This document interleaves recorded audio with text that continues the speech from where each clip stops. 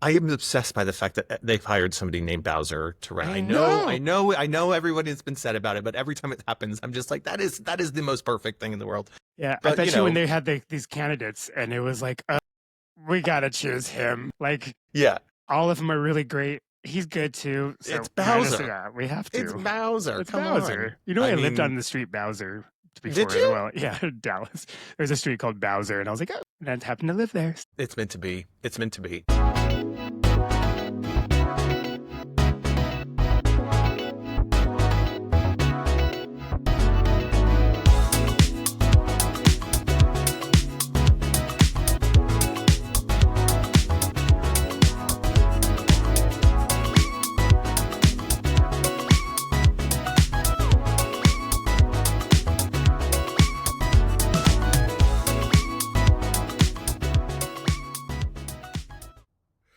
What's up, everybody? Welcome to this episode of the Addison Gaming Podcast, the show where we'll talk about the games we want whenever they came out, because that's what we're playing. We'll talk old stuff, we'll talk new stuff, we'll talk everything in between.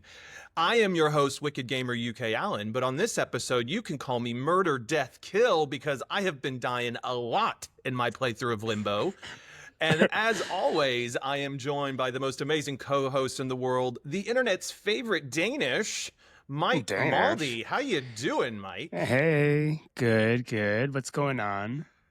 Oh, good here. I had a Danish for breakfast, so that's where you got that from. It was Famous a good one. Danish. Okay, I prefer Famous Amos, but oh well. Famous Amos? Are those the cookies? Are amazing. Yes, you don't have them over there in the UK. No, we don't. But I am in Cleveland this week, so I probably could have found some. All right. Home of You've been to Drew Cleveland Carey, before? Right? Is it the home of Drew Carey? Well, isn't that at the end? They're like Cleveland, Ohio, or something. Oh, of their song, their intro song to Drew Probably. Carey. Yes, Probably. I've been to Cleveland. I've been to weird places in Cleveland or around the area, but yeah, Cool. I have a friend that's from there, and we were in Ashland, which is not too far from there, and I don't know, nothing too crazy to report. So, but yes, we fly to Cleveland, and I spend many overnights there. So. I liked it. It's my first time here. I've really enjoyed it. Got to see the Why downtown. are you in Cleveland? So you just have a lot of work to do there? Yeah, work conference. For my day job. But yeah, it was good. Yeah, good. I like the downtown area. People are super nice. Like that Midwest nice is like a real thing. They are so nice. Is Cleveland Midwest? I thought like everything west of St. Louis, or St. Louis was like the arch. That's why it's the gateway to the Midwest. Oh, is that it? I don't know. The Midwest doesn't even make sense. You have to be Central Time to be considered Midwest, in my opinion. Yeah, but Midwest doesn't even work like if you look at the map, because it's not even like west. And it's not even, it's just mid. It's just mid, right? It's like, yeah, but I don't want to call it mid because it's got some great places. It's not mid. It's amazing. But like, whoever made that term up is a jerk. Idiots. I'm calling it right here on this episode. Put the timestamp as gaming. You're a jerk. And Southwest Airlines isn't even like west. It's in the south only, if you even want to call it the south. So I always thought that was funny. It's southwest of New York. Full of lies. It's all lies. The world is full of lies. So whilst I was here in Cleveland, chilling out in the evening after work, throwing a little TV, and I end up watching like really bad TV, like E! Channel or Comedy Central or whatever, just because they repeat like old TV shows or whatever. I just like to have it on in the background. But a really amazingly horrible bad, and I mean horribly bad, but like good, movie came on. Did you ever see Grandma's Boy? Never. I've never even heard of it. It sounds like an Adam Sandler movie or something. Spot on. You got totally spot on. You were like amazing. I don't know. He wasn't in it, but it was produced by Madison, his company, Madison Entertainment or something like that. And it's like one of the guys that wrote it, who's the lead character, he always shows up as like a little weird side character in all of Sandler's films. So he's like in that crew. Okay. But it's ridiculous. It's this like it's in 2006, and it's got like a really young early start to his career, Jonah Hill, in it. I was like, what? Look at that kid getting started. Okay. But like of its time, so it was out in 2006. It was like stoner comedy realness, all of the kind of typical like jokes you would make. But the reason I was like obsessed with watching it. It's like about this guy, the lead guy. He's like 35 years old. He's lost his apartment, so he has to move in with his grandma. But he's a game tester, a game developer. So it takes place in this like fictional game studio where they're like trying to, get this game across the line. He like falls in love with this project manager that's been brought in to like deliver the game on time. So like the script really gets a lot of the like nuance of like the game industry as much as I know about it, right? Like I'm not in the games industry, but it sounds like they did their research, and it was kind of like I was like tuning in. I was like, this is kind of interesting. Really bad film, but really bad in all the right ways. Grandma's boy. Grandma's But this is boy. relevant to our podcast because because it's gaming. Oh, 100%. And just I like really bad films. Like sometimes I just think that they don't get enough credit. God, they're the best. Like anytime I see like 30% or higher, or like between 30 and 50% of Rotten Tomatoes, I'm like, this is probably my film. Yeah. Oh, like every film that has a bad review, me and one of my best friends, Manny, were always like, this film was amazing. Speaking of films, we went to the movies last night. We saw the movie Drop. Have you seen the previews for Drop? Is that the one where she's on a dinner date or something? And she's on a first date, and the whole goal is she has to kill the date or else her son and her sister, who's babysitting her son, are held hostage in their house, and she's getting airdrops the whole time, like saying, "Don't ignore my drops. Don't leave. If you leave, you'll die, or your son will die." This and that. And so this is all in the trailer, so I'm not giving away anything. Right. But yeah, it was really good, and I was like, "This movie was great." And I'm pretty sure there's people that are like, "That was horrible," but I'm like, "It was so fun. It was a thriller. It's suspenseful, and it was unrealistic, but great." So I think we got to give let's just let a movie be what it is, right? Don't overanalyze it. Just go in and have a good time. Absolutely. I think that's Love typically when movies. that's when I typically have the best time and experience. Like, don't put any like anticipation on it being this like end all be all of a great film. I mean, exactly. Yeah. And the trailers are the best part as well. And I saw the Jurassic Park trailer for like the 100th Shut time. up. So I know you're excited about that. I'm so excited. That's my favorite franchise ever. I didn't like the last franchise all that much, but it was fun to watch, right? Like it was cool. It's always fun to watch. Yeah. Oh, totally. Yeah. And then another movie that is dominating the charts at the moment, Minecraft, is all over the place. Oh my gosh, I need to movie. see it. So I have the AMC Movie Pass thing, so I can A-listing, so I can go to 3 movies a week. And I keep on seeing the Minecraft one, and I usually go with my friend. He's like, I don't want to see that. And I'm like, but I really do. I don't know why I want to see it so badly. I played Minecraft and I suck at it, but I still want to see it. So yeah. I think the Minecraft fans out there are living for it. Like they are. Yeah, there's been like reports of like the kids in the movie theater like going buck wild and like screaming every line and getting super excited and like losing their fucking minds whenever a really like deep cut gets mentioned or something. So like in terms of that's the kind of stuff you want to see in a movie, like people like loving fan service, having a good time. Like it's just, and I mean, Jack Black, you're going to have a good time with that, right? Exactly. If I go, I'll go during the week and during like a matinee during the week so that no children are there. No offense. I can't take it. I'm sorry. And I like it so I've been to the movies many times, and sometimes I'm the only one in the theater. And I'm like, oh, thank God. But if it's me and one other person, because I can see like the seating chart, I'm like, ooh, should I do that? Because that's weird. And I'll have to I'll just see him and he's or her, and we're the only ones in the theater. And what if they want to murder me? And so anyway, so that'll be my thing when I go to Minecraft. I'll make sure it's like not crowded, but like maybe 2. If there's 2 people are there, I'm okay. But there's just one other. That's when it gets awkward. Yeah, yeah. You got to go like right in the middle of a school day, like on a Wednesday, so that you can like miss all the children being obnoxious, and then I can take my notes. Yeah. Yeah, do your deep dive review on it. Yeah, deep dive Minecraft. Do go see it. I'd love to hear what you think about it, because like there's people saying like there's obviously there's people going like, oh, it's totally great for Minecraft service, and there's other people who are like, I kind of just had fun going to the movies, and then it looks fun. Yeah, it looks really fun. So. Well, it's become whether or not you like it or not, like you can't deny the behemoth that is Minecraft, because I think it's the highest grossing video game movie now ever. It just like surpassed everything in like its first couple weekends or whatever. Oh, wow. They make some money. They got it. That's just a cash cow anyways, isn't it? Yeah, Did you ever play Minecraft?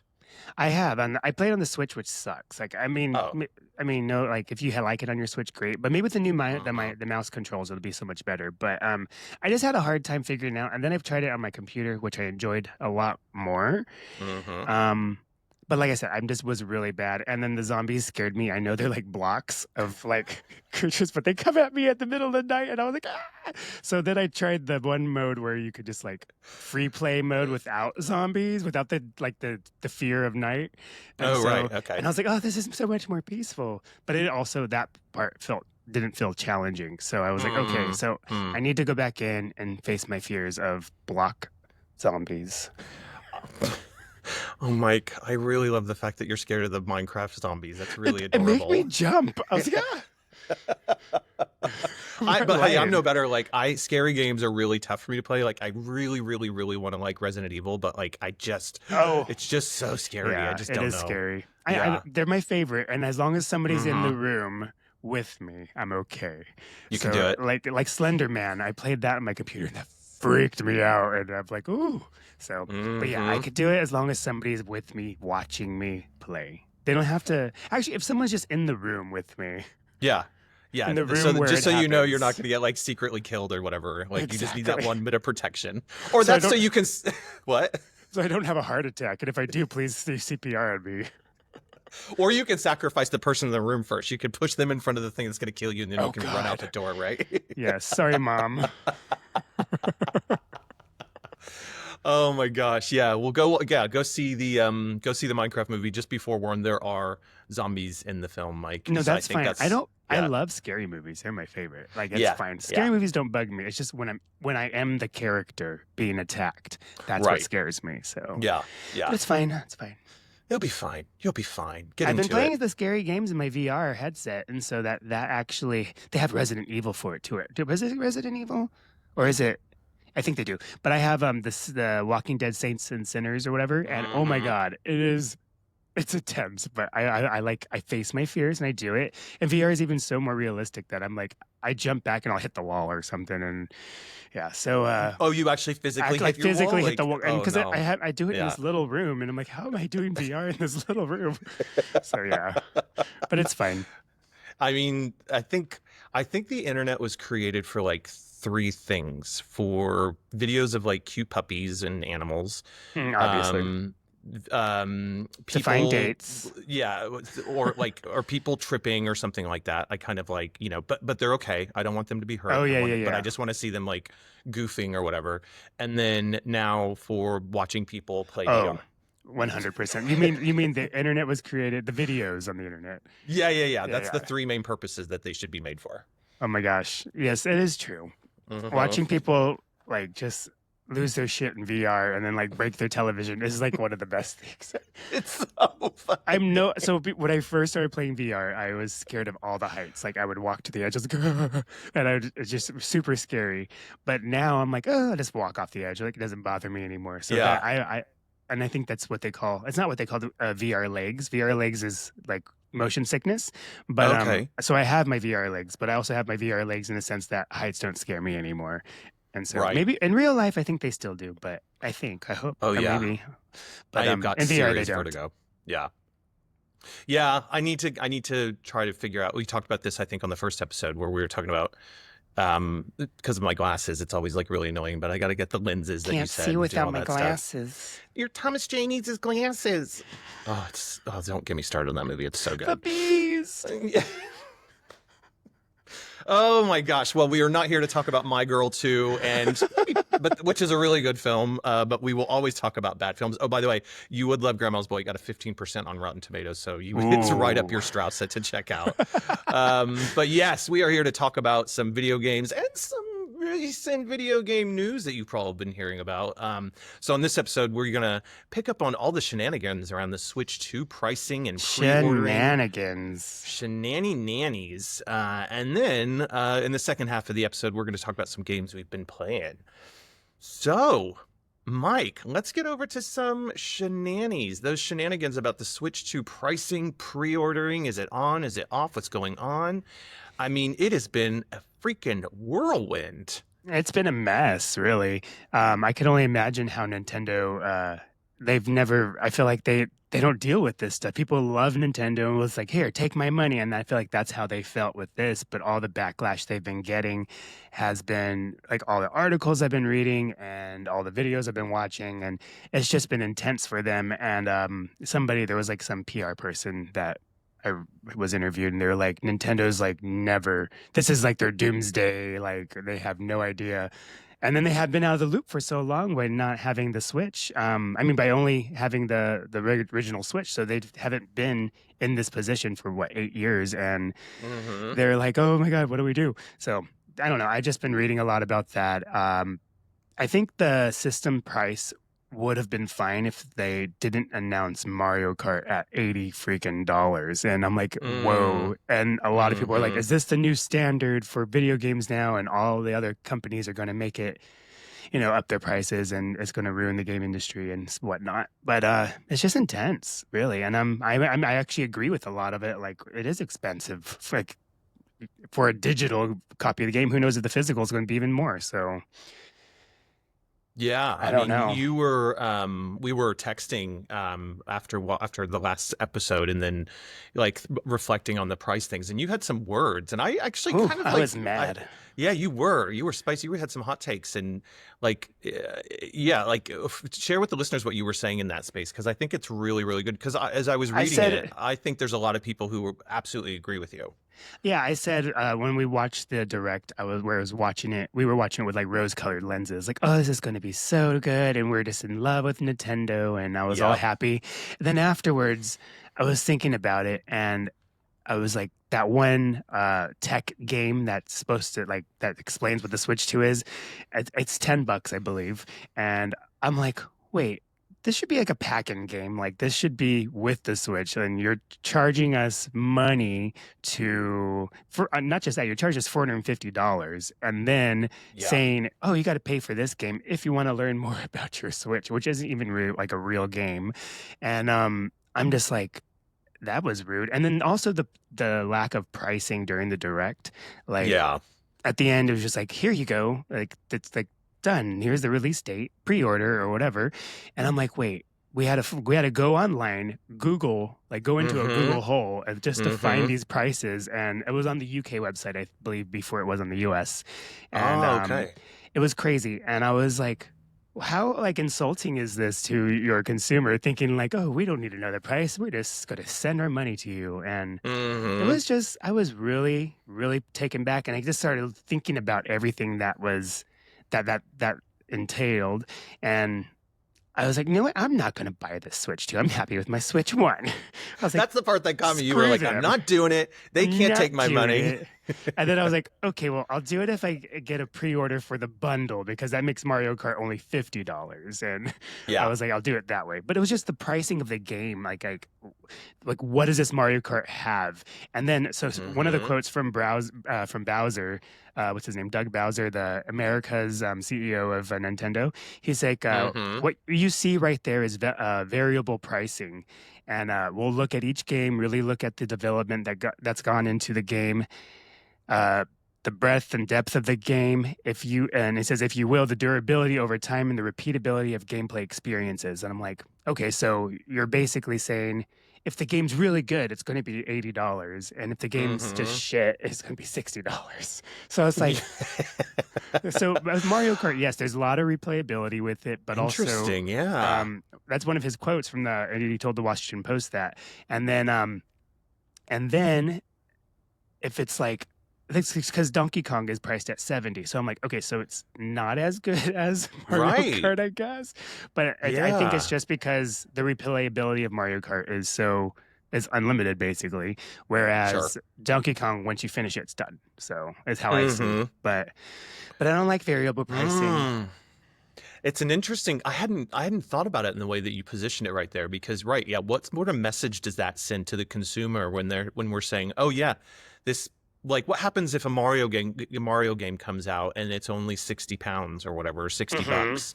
Are we suddenly going like, oh, this is going to be a shorter, not so great Mario? So in a way, that's like in a way that's kind of good because you shouldn't be expecting this kind of huge game or experience, but at the same time, it does put a little messaging behind it, as you've just articulated, that it's like it's not as kind of, it doesn't have the legs or the longevity that maybe this like $80 game has. And you're like, maybe this isn't the title for me. So, but yeah.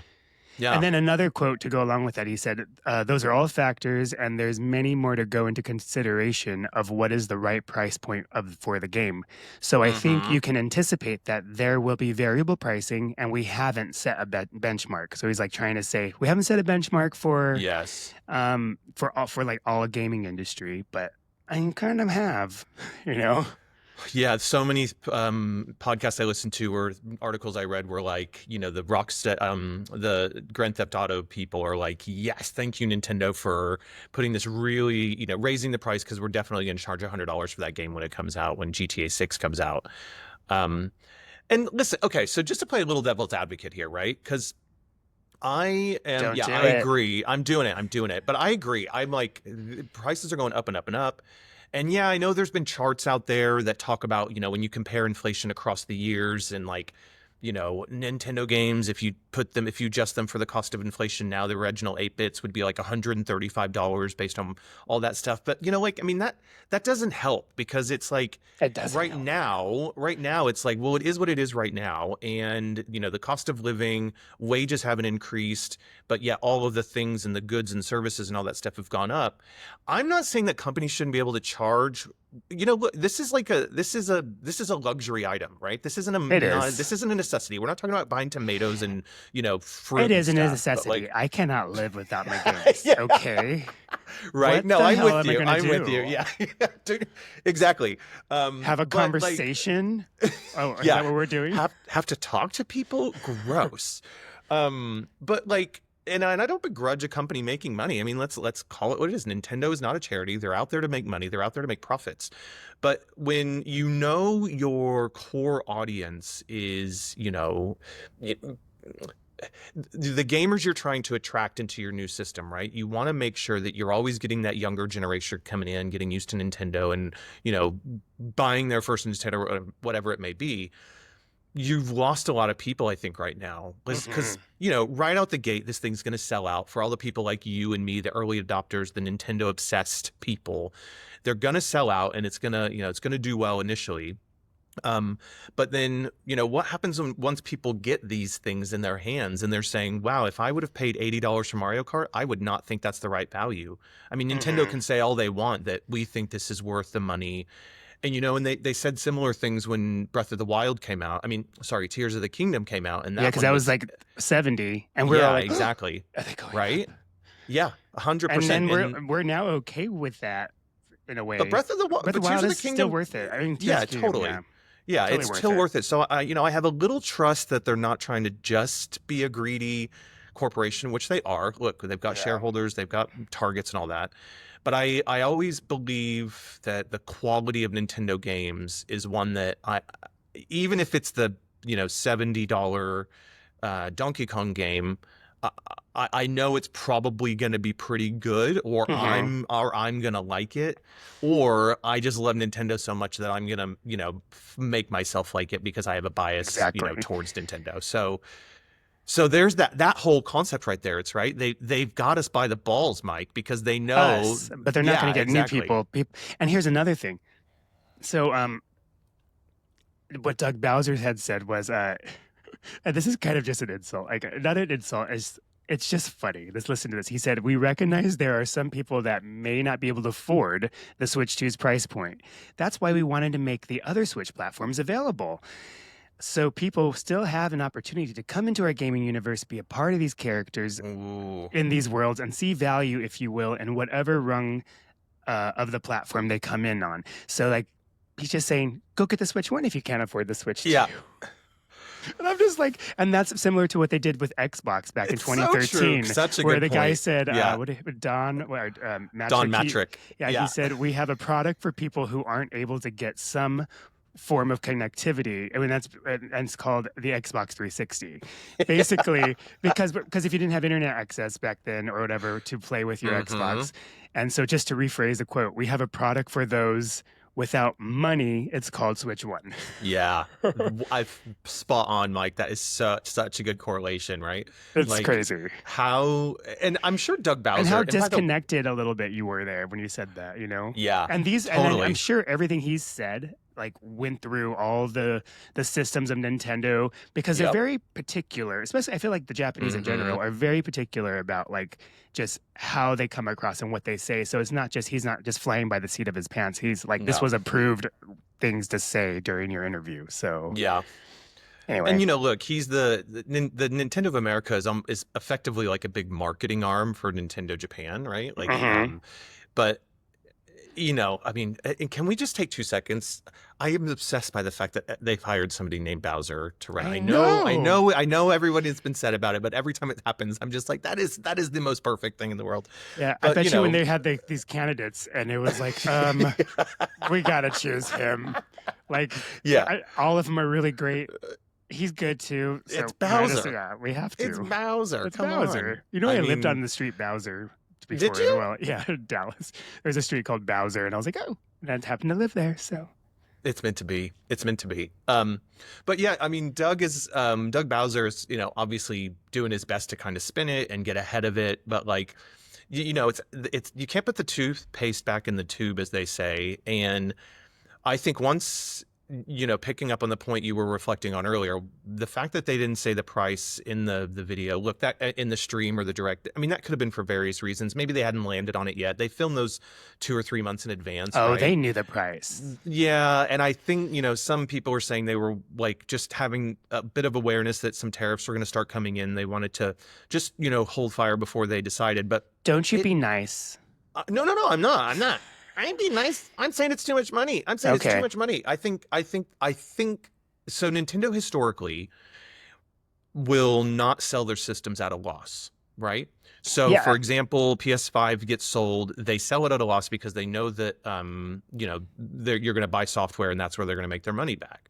Yeah, they make all their money on the games. Exactly. But Nintendo, as a business practice, has not done that from what I know. I have read that the Switch cost Nintendo, Switch 2 is costing them about $400 to make. Right. Okay. So that's why that's $450, which I'm not actually upset about the price of the Switch itself. I was a little taken aback. I was like, yeah. Like how they did with when Apple released their Vision Pro and how the whole audience went like gasped and at the price of like $3,000 or whatever it was.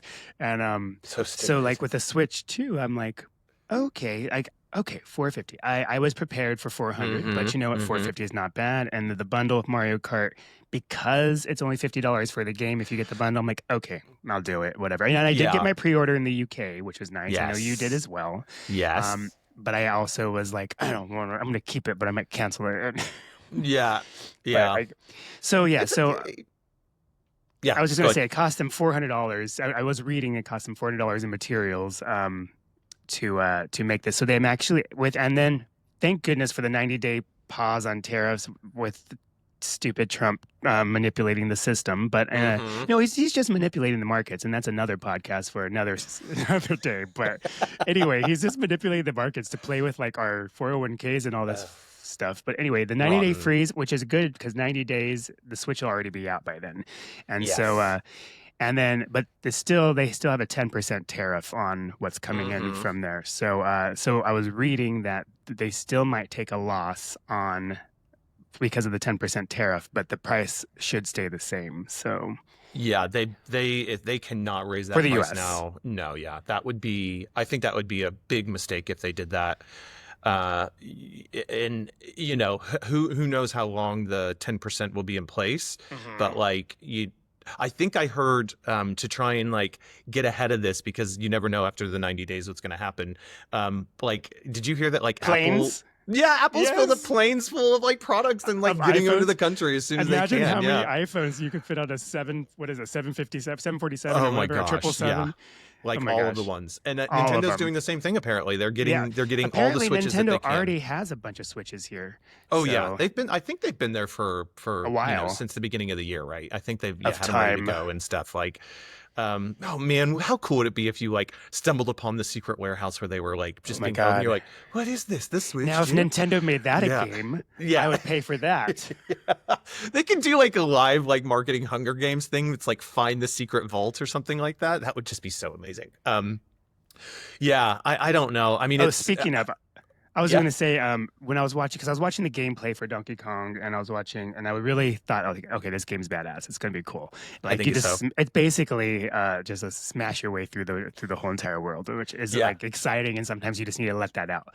But but also, it was all the comments that were coming up in the Treehouse Lives. Every That's single right. one, it was like, drop the price, and you thought it would go on for just like the first 30 minutes, whatever. It went on through the whole entire Treehouse, and it took away from all the games and the announcement and the excitement you normally have around these things. But it was just drop the price nonstop, drop the price. And then there was some funny ones that were like, raise the price, and then, but they were just like, it's just.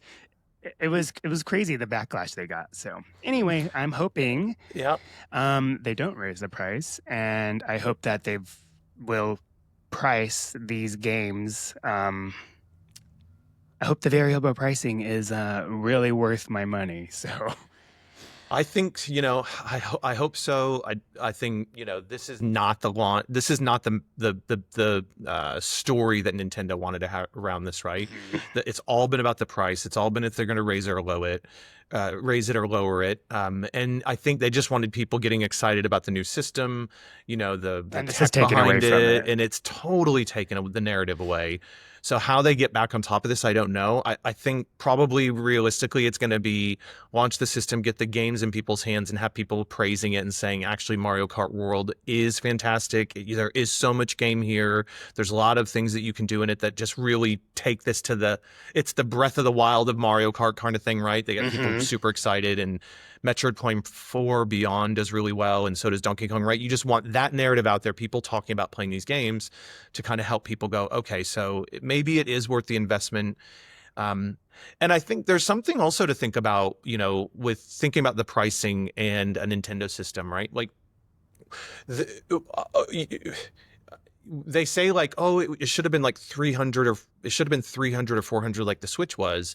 But like, we're in a different time, and this is a different product, right? I know in our minds we see this as the evolution in the next one, and we want that similarity, but actually, like, the landscape is really different now with handhelds, and you've got to put more tech in it. You've got to put things that put it onto a similar level as your ROG Allies or your Steam Decks or what have you, so that they can continue to be relevant and not just coast off having their first party titles, which is always going to help them sell, but they need that third party support, which I think they've achieved, and that doesn't come at a reduced, cheaper price. So I guess the only time will tell, and we'll see how this plays out. But yeah, it's a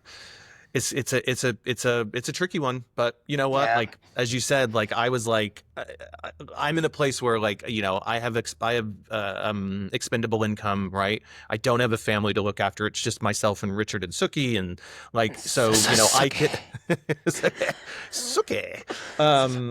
So. Sorry. I love True Blood, so it's exactly where we got the name from too. So yeah, I mean, like, look, I can, and we run a gaming podcast, right? This, of course, we're gonna try and get it day one. I'm still gonna bitch about the price, but like, I just think about kids out there this Christmas, and the ones that really looking forward to it, really excited about it. But like, if you're on a budget, they're gonna end up getting a Switch Lite. They're gonna do the Doug Bowser thing of like, we have other products that are in our merchandise that you can buy if you can't afford it. It's like, shut up, Doug. Don't tell that to my kid at Christmas time, Mr. Bowser, right? Like, like, here you go, Johnny. I bought you a unlocked Switch, or a jailbroken Switch 1. Now you can play any game you want. Yeah. Oh, look, take that, actually, Nintendo. I would take that. That was really cool. I have the original. First of all, I have the Breath of the Wild Switch, and then Tears of the Kingdom Switch, and then I have the original Switch 1, which apparently that's the one. If like I want to resell it, it goes for a lot more because that's the one that can be jailbroken. And I'm having even thought about trying it. A paperclip. You know that? It's the paperclip. I haven't even looked into it because I was like, no, because I want Nintendo to still make good games for the Switch. So I was like, I'm not going to do that yet. When they discontinue like like they did with the 3DS, like online Right. support or whatever for it, then I'm like, okay, now it's free game because this is a dead system. So, That's true. Oh, but you're it's not a dead really. system yet, and I really want them to just do good, but they're really greedy, so maybe I should start being greedy too. I was gonna say, Mike, I don't think your one jailbroken Switch is gonna cause the downfall of the Nintendo empire. So I I am think you could. important. I am a person too. How dare you, in the words of Greta Thunberg. But also, Nintendo, if you're listening, we are not advocating for jailbreaking anything. You should Oh, pay no, for we're your not. games. We are not ROM people. That's what I was saying. I wouldn't do it unless they really, really just disappeared, and I has no other choice. Because you want to talk about being scared in your house? You've heard of the Nintendo Ninjas, right? What's that? There's like things around the Nintendo's Ninjas that if you like were to jailbreak your Switch, or if you were to emulate a game, that like their ninja lawyers come in and they get you. They are serious. So like Yeah, and then they yeah. also like ban you from the system or Yeah. whatever. Yeah, I've Yeah. read about that. Mm-hmm. I would never, so that's why I'm No. like, I'm a good boy. No, Mr. Bowser, we're good kids. We're never gonna do that. Never ever. Yeah. But follow me on TikTok for just kidding. For ways to enjoy your new Switch. Just kidding. No, I was also going to say, one last thing I wanted to say about the system go on. price is Japan is getting their own variant of the Nintendo Switch, right? Switch 2. Mhm. And it's Japan only, language-wise, and it's going to be $350, like a comparison. Yes, Japan Right. is... their economy is not the best, I guess, because our dollar goes, or your pound even, goes so much further there. Yeah. But also I'm like, why don't you just make like an American only one? Like, because the whole thing with the Switch, it's not region locked. So Right. you can, it's you can download games from any country that you wanted to, as long as you know what you're doing. But it's fine and completely legal. But Japan only, they're making a region lock Switch. So as that, I guess that's why they're offering it for a lesser, for what am I talking about? For a cheaper, Lower price. Yeah. yeah, lower price, and then which is nice for the Japanese. But what about me Yeah. in America? Like they're selling them at a loss, basically. Also, Nintendo is one of the only companies that is completely 100% debt free. You know that? Did you realize? Yes, they've got a lot of money in there. So speaking of the tariffs and all this stuff, and with the Japanese Switch, they can eat it. They can eat that cost, no problem. Exactly. That's why that's why I'm like, Nintendo, come on. Yeah, like Yeah. give us a Switch for free. Yeah, it's in times like this when you like thank your accountants for doing really good accounting, so you can take that loss and give some goodwill back to the consumer. And that's why I don't think they will raise the price for the U.S. No, like, I know they pulled all the pre-sales, but I don't think they will. And plus, with its 90-day thing, they should just put the pre-sales back up and get them sold. Well, they're going back up on May 8th. It looks like. So May 8th was the date that that if you signed up for the Nintendo. Oh, they're going to start then. And then they're going to start releasing the those people who signed up for a pre-sale through Nintendo, and then you'll get, like, I might get an invitation, and if somebody wants my invitation, let me know, because I already have my pre-sale for the UK. Yeah, mine too. But, yeah, if you need an invitation, let me know. But I don't know if you can, because then you have to link it through your just Venmo me, and then I'll send it to you. Yeah. Don't worry. Trust two random people off the internet to send us your money. That would be great. And we will get you a Switch too. I would. I would totally do that. I'm so helpful. Yeah, we want to get as many Switch 2s out there as we can. I want to help people get what they want. I want to keep them out of scalpers' hands too. So yeah, we got to let about another just under a month before they start sending out those emails, and then people can start kind of securing their pre-orders in the U.S. and in Canada. They delayed them in Canada as well. Yeah, because Canada. All the we Switches, didn't mean to do it. Everything that comes that's Canada pays a higher price, because everything that they get comes to the U.S. first and then gets shipped up to them. Okay. And that's how it was explained to me, at least, about the Switch. Okay. It all comes to the U.S. and then it gets transported to Canada, and that's why Canada always gets screwed over by pricing, because they have to double first up. of all, their dollar is not as strong, and so it's like a little bit more, and then it's like extra money for, I guess, the tariff of going through. I don't know. I was reading, and people, at least you're not in Canada. I was like, oh my gosh, these Canadians are upset about. I mean, they're used to it, is what it sounds like. But yeah. Yeah, a few of the podcasts I listen to have Canadian hosts on it, and they always talk about like that extra tax on top of Talk things up about. there. Yeah, talk about all those extra taxes on top of them, higher prices and things. And, it does like it's now happening in the US, right? People are going to have to start thinking a little bit more about that spend. It's not so much of a cheaper spend. It's just going to, prices and stuff are going to start going up. So, the time of like cheaper things is possibly behind us, but such is Nothing's the way of cheap. the world. We soldier on, we make it happen. But yeah, Mike, we're sitting pretty. We got our pre-orders. Very excited for that. And I'm so annoyed because I'm traveling the day that it comes out. So I'm gonna have to wait like a week until I get back to be able to play it. But that's all right. That's It's all right. okay. I'll let you know You can all open it. about it. Yeah, because you can get your early thoughts in, and we can jump on an episode to record once And you're you've just had a going to chance to have play. FOMO, like serious FOMO. Serious FOMO. It's I'm gonna like, be oh the my worst. God, Mario Kart And World is amazing. I met somebody. We're besties now. We drive around everywhere. We stopped at the diner. We ordered a shake. It was so much fun. And then we raced. actually, like saying that though, it would be really funny if there's a way that we could like so you remember during the pandemic there was Gary Whitta. He is a writer. He's also a reoccurring host on Kind of Funny shows, and he's a screenplay writer. He wrote one of the Star Wars films, but he hosted a series of like interviews and chats with celebrities inside of Animal Crossing. Oh, So nice. I think he called it like Animal Talk or something like that. And he would like invite them as their avatar or whatever from Yeah, Animal Crossing to fly come over to his visit there. island. Yeah, his And then they island. would just all they would show is them two sat there having a conversation, like sat on a bench, like walking around their island and stuff. It's so funny. But what if we could meet guests like game designers and Oh, that'd be stuff so in much Mario fun. Kart In World, Mario and Kart and just World. have them sit there like when we're in the spaces, our characters driving around and stuff. Maybe something to think about Yeah. to do. That would be so funny. We could do that, like just driving around. Yeah. I was gonna say, back to so I'm pretty much said all my piece about the Switch 2 and the pricing, but the camera didn't want it. It was it looks Mhm. very gimmicky. Plus the gameplay I saw of some videos when people went to that Nintendo thing that I didn't get an invite for because I signed up for it, but I didn't get it. To go Yeah. experience it hands on. Well, the Yeah, videos I so did sad. see of that, it was kind of glitchy. This camera, like it wasn't recognizing the guy when he was Oh. playing Jamboree.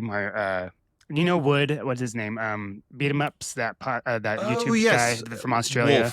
Wolfden or Well, something like Wolf that. is the other guy. Wolf Okay. and Wood went to Oh, yeah. go Cool. experience it in New York, and I was watching him, and it was kind of glitchy when they were playing the Mario Super Party. Okay. Gosh, I can't even say anything. Jamboree. The Jamboree, and Yeah.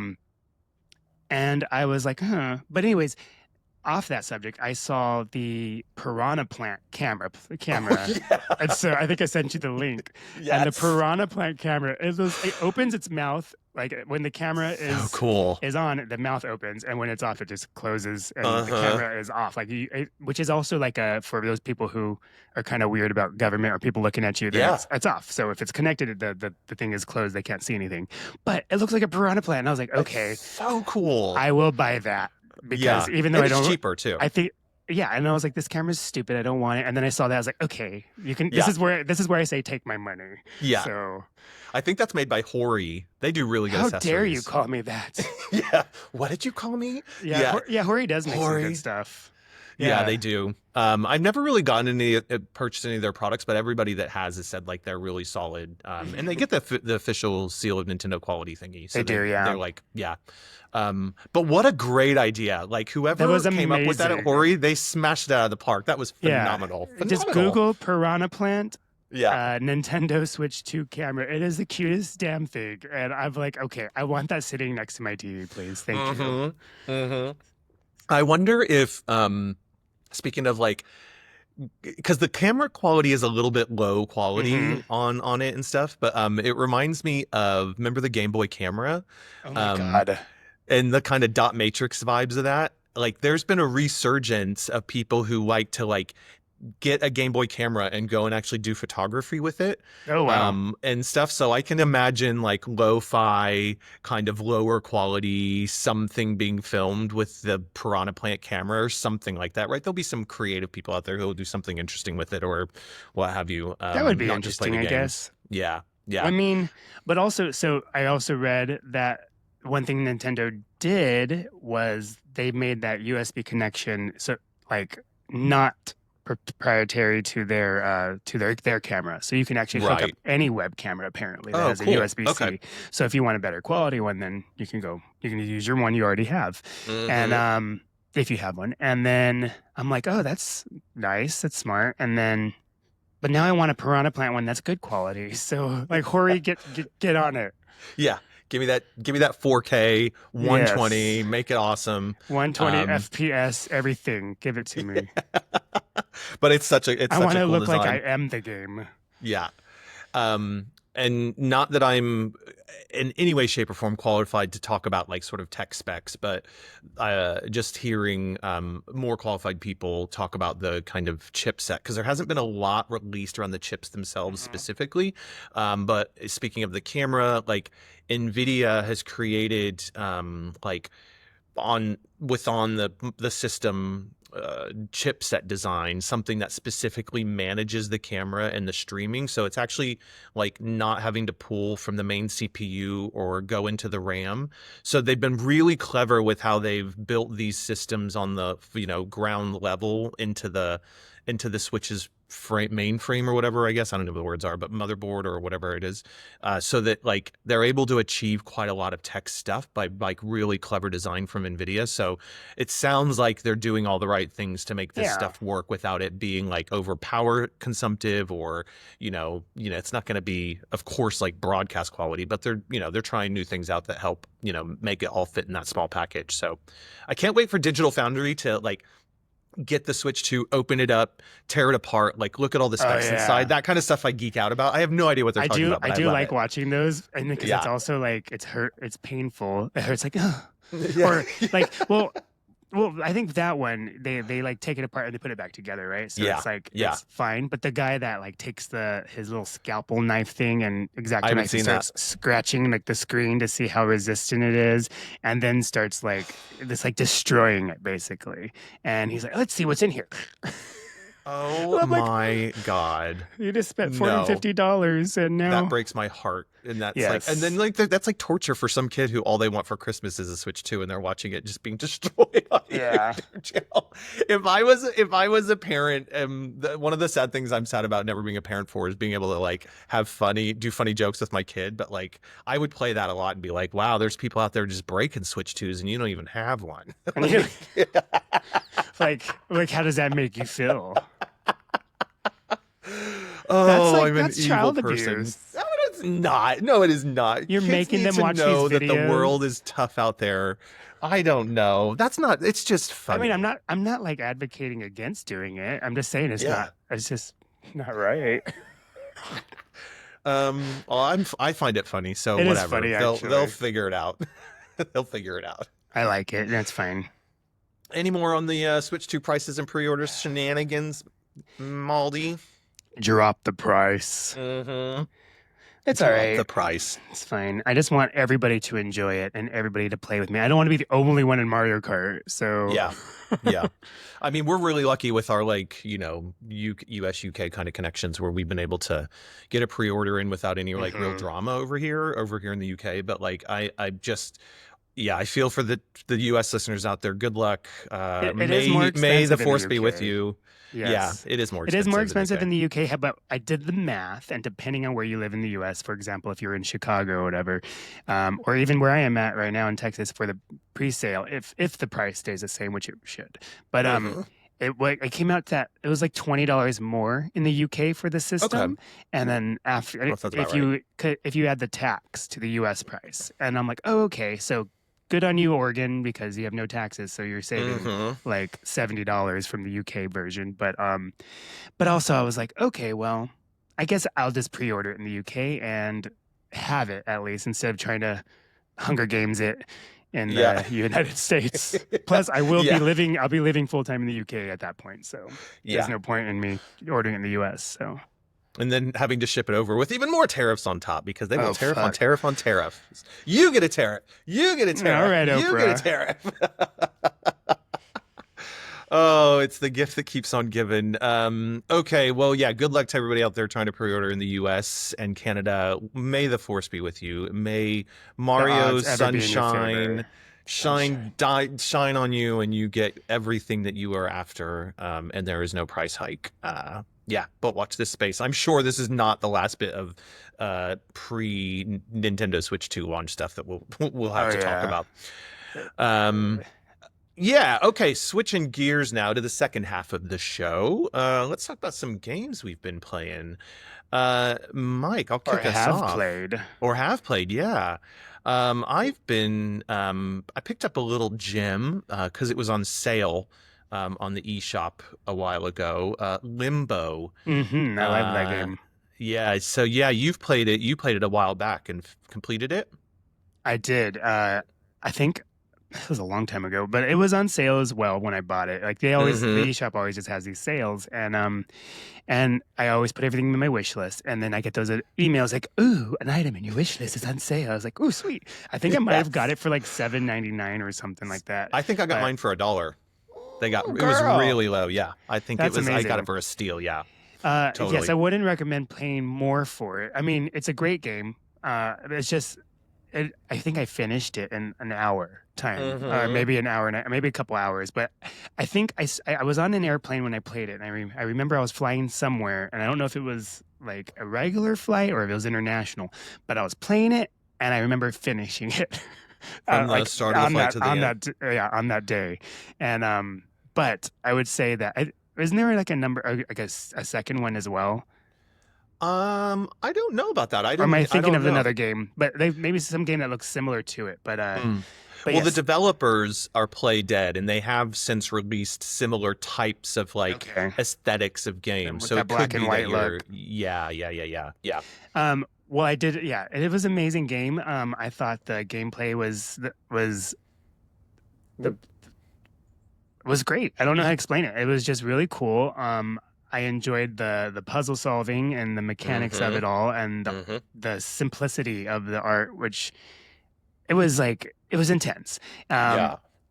I thought it was gonna be scarier than what it was. Mm-hmm. Mm-hmm. Um, but yeah, it was, and it had a little mystery going on with it with the story, right? Like there was like Yeah. another like little child or something running like around or always like spying on you. Mm-hmm. Um, so Mm-hmm. yeah, it was a great game, and it just wasn't long enough. And like that game, I think could have been even better if it was like a more gameplay. I don't know. It was Yeah. just a cool game, but I really Yeah. enjoyed it.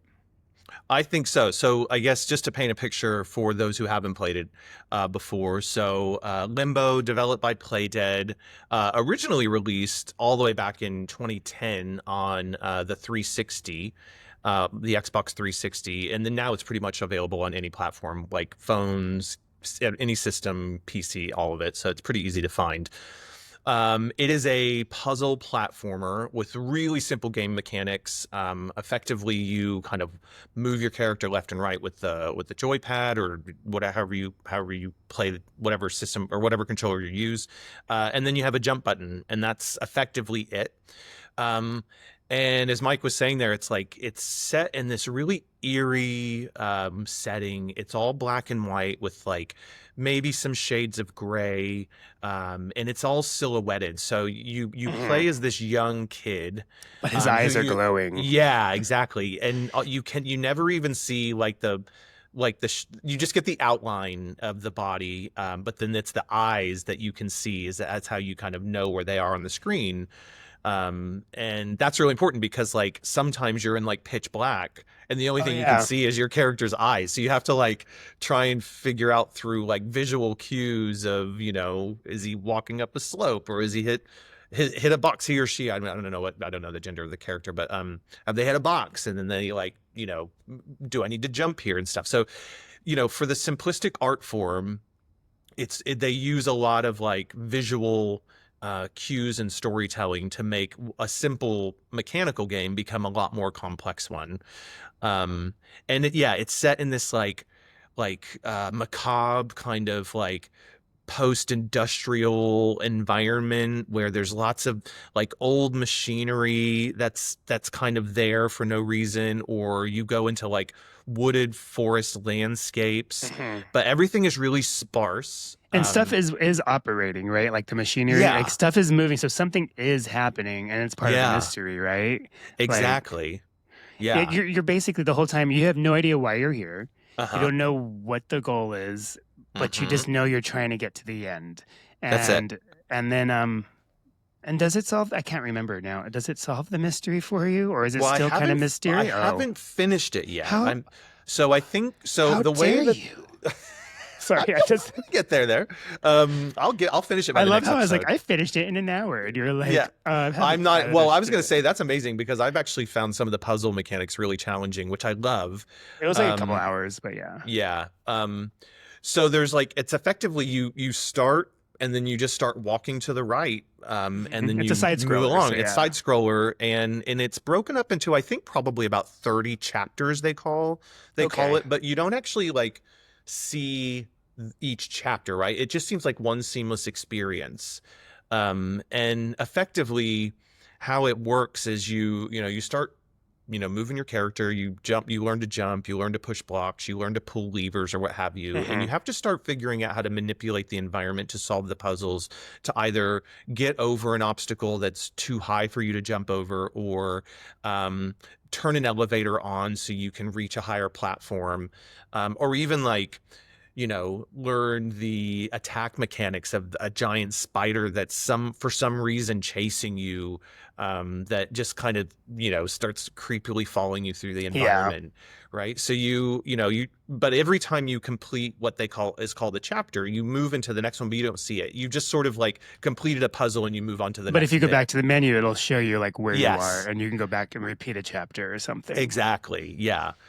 So it's really cool that they've broken up that way, because I think especially for the Switch is where I've played it, because I've been traveling. It's great for that because I don't feel like I have to sit down and do everything in one go. I can just kind of finish a bit of a puzzle, turn it off, do whatever I need to do, and pick it back up and jump back into it. So that kind of like pick up and jump in gameplay is really, really handy, because you're not having to learn new mechanics. You just have to kind of go, okay, how am I going to solve this particular puzzle? I love his little walk too. Like I believe it's a guy, but his little walk, he's just like his arms, like it's like somebody. Have you ever seen Ace Ventura: Pet Detective when when he's all numbed up from whatever happened, and he can't move his arms and he's just shaking around?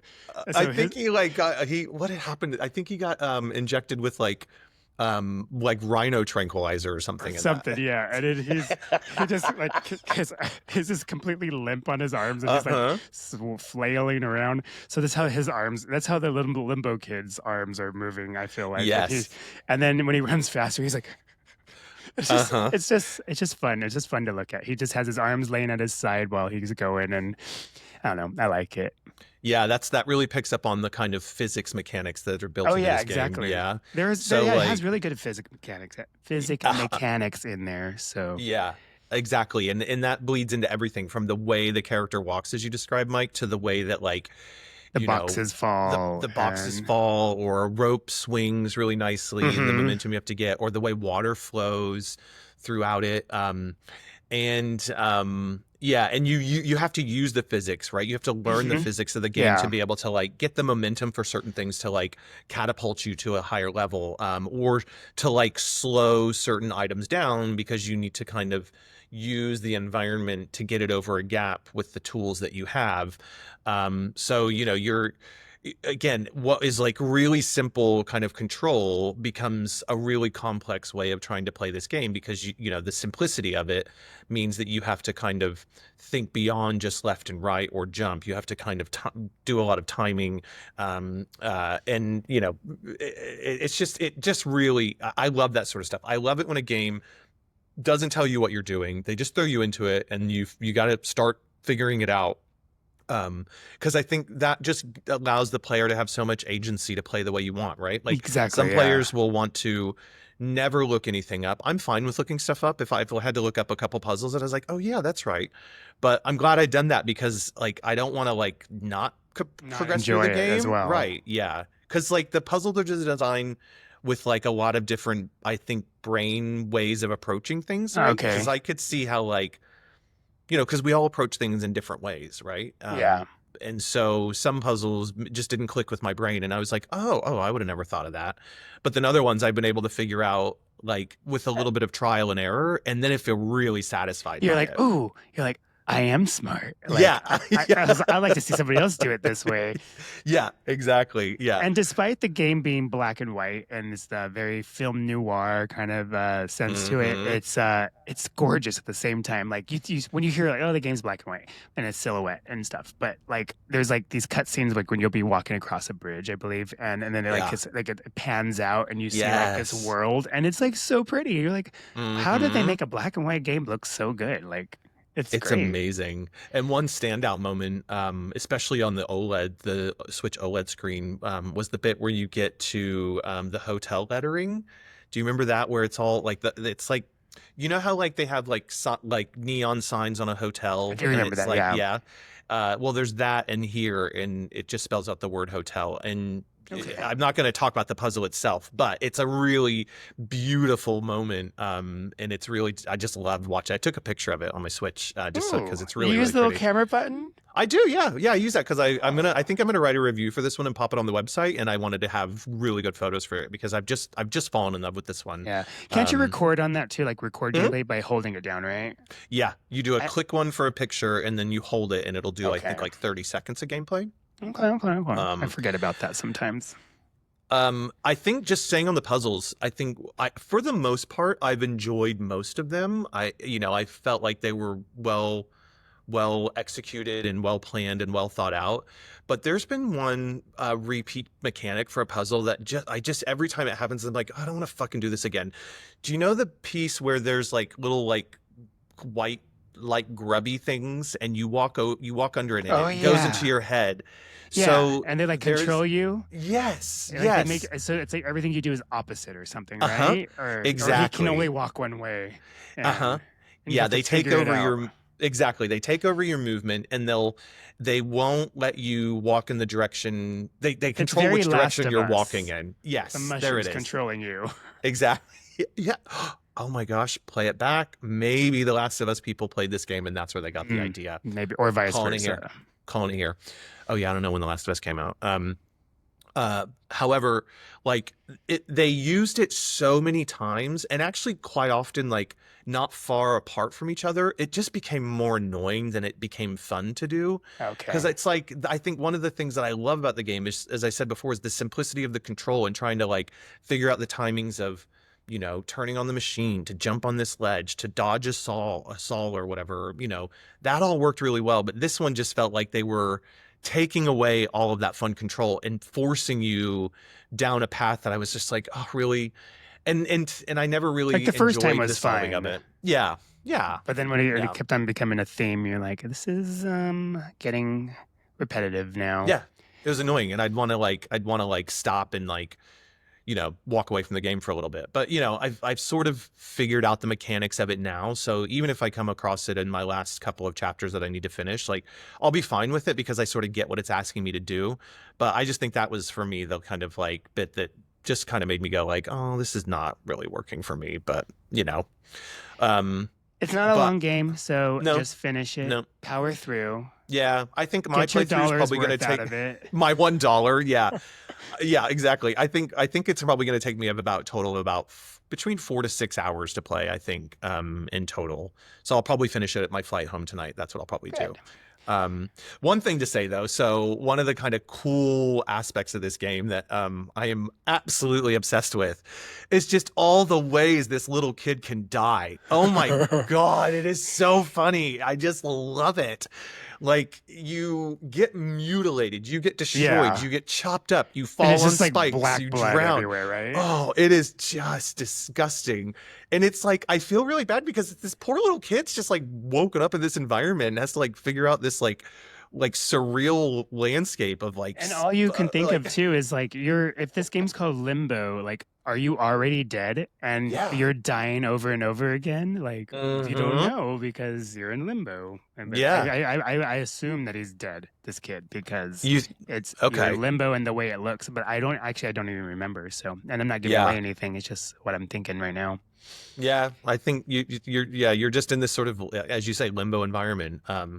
But like you get like there's like chainsaws in the game, or like razor blades that will come in, like mechanical razor blades that are Yeah. spinning really fast. You have to try to jump over, but you land on it and it just splats you in this like almost like Mortal Kombat fatality sort of way. It's just so cool. It really speaks to me. And like Finish not him. not that I like love like people being tortured to death or anything, but I think in a cartoony kind of game like this, it actually just made me laugh the first time, and I was like, oh, this is great.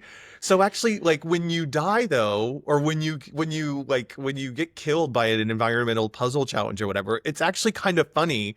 And so it's not like annoying. You go, oh, that was a really cool death, or this was a really cool death. So it's kind Yeah. of fun to watch it play out. And you will Um, die. oh, 100 million times. But the great thing that they did was it's like you die and you're instantly back at the place you were before, right? Exactly. Yeah. So you're not having to like, and it's Oh, instant. You're that's the like, boom. worst. Like Mm-hmm. those puzzle games where it's like you're in this 2D scroller, and once you get out of this 2D scroller, like that part's over. But Yep. like you get past the hardest part, like yes, I did it, and then you die. You're like oh, because it's a new Mm-hmm. mechanic you haven't got to yet, and then you have to do that 11 part that took you 100 tries. Now you have to get over that part again, and then face a new mechanic. It's like oh, Mm-hmm. that's the worst. Yeah. Yeah. And this game was just like, no, that it just like lets you right back in there. And you might die instantly again because it's like you're trying to figure out like how to jump over a particular obstacle, but maybe you need to cut a rope or push a box over to be able to get more height. But then there's something right over that height that you hadn't anticipated. So it's kind of fun because you're building, it's trial and this whole game is all about trial and error. And so if you can go in with the mindset of going like, yeah, I'm going to die a lot, but that's part of the learning process, then I think as a game, you can go, oh, this is just me, the game teaching me things rather than punishing me. Yeah. And the kind of like fun aspect of that is you get to watch this like young character get destroyed in like so many ways. I think I don't know if I have a favorite death, but I've definitely been Favorite I've been death. dying a lot by like by the mechanical chainsaws at the moment, and it's just like so good to see it's so satisfying how they just like body parts fly everywhere. That is satisfying. Yeah. Their other game by Playdead is called Inside, and that's the one I played as well. Yes. And Oh, cool. there is a little that's the one where I'm not sure if Limbo had it, but the one I was thinking of is the little character. Like there's another person in this game, and you're like, where are they going? Why are they? And you're Oh, like okay. running around. And so Inside is the other game. But I played I both, see. and it's very satisfying as well. Is So Inside, I yeah, Inside's worth checking highly out. recommend Inside. I think Okay. I can't remember which one was better. I think they're both the same, but I finished. I loved them. So I Yeah. love little puzzle games. So Mm-hmm. But there are, so to your point about other characters. So interestingly, like as you said, there's no story in Limbo. You're just kind of trying to figure things out as you go through environmental same with clues Inside or as well. Yeah. okay. So is But it you same will kind of like idea? you'll run into strange characters or animals or other human beings, but you don't ever get anything more than that they are just adversarial, and you have to try and figure out how to way past them because they're trying to block your way or stop Hmm. you. So that's really it's intriguing, right? Like you don't know fully what's going on, and in a way, everybody's kind of creating their own story for this stuff. But yeah, definitely. I mean, even if it was like $7, I mean, I feel like I got a total steal with like paying $1 for it. That's amazing. Yeah. And it's just so good, so satisfying, and such a good puzzle game. Yeah, and like crazy comedy death. I mean, what else do you want? What Yeah. else do you want? Super It's good. if you have need something to play, and it's $1 right now apparently, so that's Hmm. not mad at all, and it's a great game. It really is. Like I said, the whole black and white noir kind of look. It's satisfying. It's just really beautiful to look at. So Yeah. So good. Deaths. Beautiful Check deaths. it out. Check it out. Don't sit on Limbo. If you haven't played it, it's definitely worth playing. It's just such a satisfying game. Lots of fun. Lots of fun. Love it. Any other thoughts on Limbo, Mike? No, I think we've covered it all. I think we talked about it. I think you could finish the game, but just kidding. By the time we took to talk about it. Just kidding. Oh, what about you, Mike? Have you been playing anything? Oh, what other than League of Legends, what did I play? I don't know. What have I been playing? I've been really obsessed with League of Legends still. I don't know what's wrong with me. Give us some updates. Hey, well, we are like here I said, for you. League of Legends. You League of Legends sickos have found your person. Mike is going to talk you through all this like obsession. Go for it. Well, the only thing is it's the definition of crazy. You try the same thing over and over again, expecting different results. And I literally am in this game and I'm doing the same exact map. And I'm trying to, and I win some and lose some, but I guess the only aspect is that you're playing against 5 different people. You have a team of 5 people and they have a team of 5 people and you're trying to destroy each other's bases. So it's like, so that goes into it as in, that's the, what's it called? The variable. And so yeah, it's just, for me, it's a mindless gameplay. And a couple of people, like I've made friends in there and they're like, are you on? I'm like, okay, I'm coming in, here you go, let's do this. And yeah, so just been playing that a lot, and mainly I've just been obsessed watching. I haven't been, other than playing League of Legends, I've just been obsessed watching videos about the Nintendo Switch too. And gameplay. And I literally I feel like it is all I think about all the time. I wake up, I'm like, what's new? What's the news? And I start scrolling. So but yeah, that's what's going on with me. I love that whole anything exciting community vibe of League of Legends. I think that sounds, that's really awesome. And being able to have your group of friends that you can just jump in, do a few rounds. It sounds like the gameplay loop is really satisfying. Like jump in. How long does it take you to complete a run usually? Well, if I play ARAM, which is the faster paced one, it's like 15 to 20 minutes. Oh, and if I great. play Summoner's Rift, which is the main part of the game, which I don't play that often. It's just, I feel like it's too intense and people really mad. So it can be very toxic, this game. But there is a reporting system, which is nice because you can report bad behavior and stuff. And they do literally, they'll even message you back and be like, your report was validated and that player has been, reprimanded of some sort. Yeah, like they'll be they'll have like a day ban, or they'll have like a 15-minute ban, depending on what happened. Like if they left the game, because if you leave the game, then it ruins it for everybody else because you're playing live. Oh, and so right. So I've done it before too, but But then I log back in. It's like, you have to wait 15 minutes before you can enter a game. I'm like, oh, so I have to sit there just looking at the ticker. What happens if your internet connection just gets lost though? That's not your fault. Yeah, I think if it becomes a recurrent thing, and also it's only 15 minutes, so like you just leave it on, you walk away, come back, and so okay. But yeah, so it is nice. It's very toxic sometimes, but then I like. You mean the internet's toxic, Mike? What? Well, yeah. Some people have opinions, and some people don't. Some people, yeah, and people get really rage, like they'll rage on there and they'll go, or they'll rage quit, like they'll just quit, like, oh, you suck, and you're like, oh my gosh, all this, you're just reading the chat and you just have to mute them. Like I just mute people and like whatever, totally ignore it. But for the most part, like everybody's kind of those last few times I've been playing, people have been very nice, and I'm like, oh, okay, cool, so cool, and I ignore the chat a lot of times too, just because. And people are silly. It'll make me laugh. And other times I'm like, oh, whatever.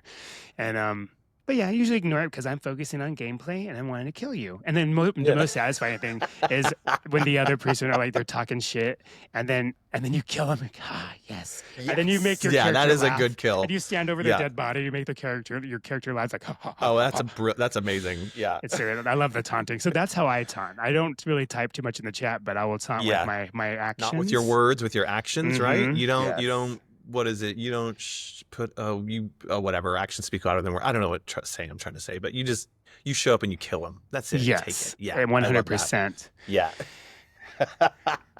Hey, What What's else up? were we gonna? What else were we gonna talk about? I think that's it, Mike. I Okay. think Well, we've I got have one everything. more thought about the Switch Go for 2. it. I forgot Go to on. say. So that Bring it back up. rewind. That C button. Okay, Uh-huh. that little chat button. Because Yep.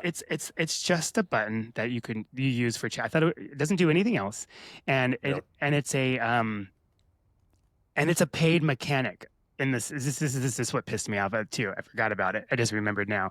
That C button is Hmm. a paid mechanic. So if you're not an online subscriber, you have this on your device that if you push it, Hmm. nothing will happen.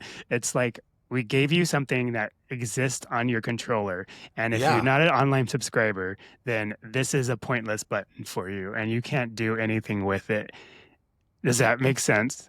Yeah. Yeah. It's Yeah. so, Totally makes and I sense. was Yeah. reading a comparison because I really dug deep into all this. A comparison, and it was BMW, I believe. I don't know how many years ago, but they had heated seats in their car. Okay. All right, the technology was in your car you bought already. But if you did not subscribe, like that OnStar service, if you did not subscribe and pay monthly, you couldn't use your heated seats.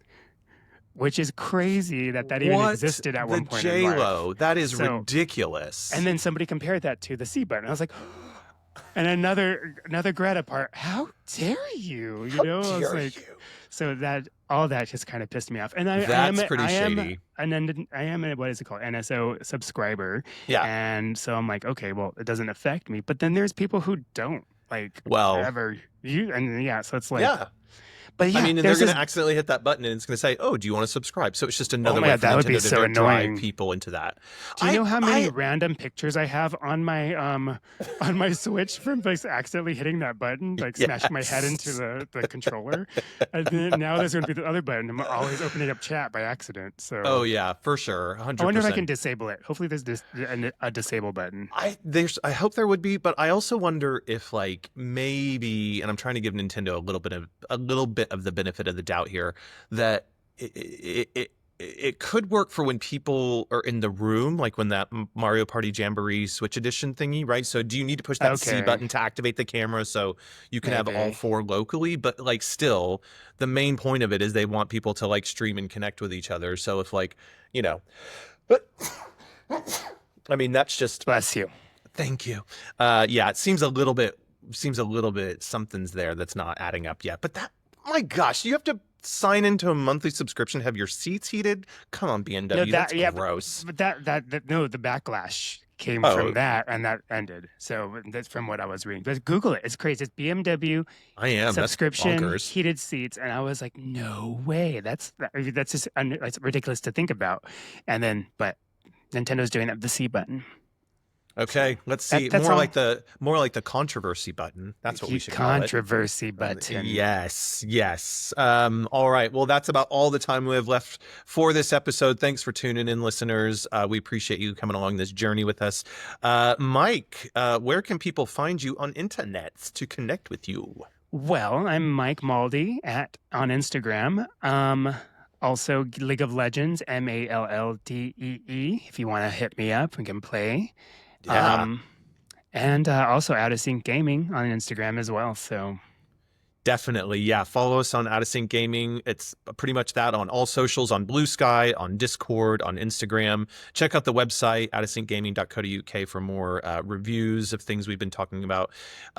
This has been a great episode. Mike, as always, you're a star. Thank you so much.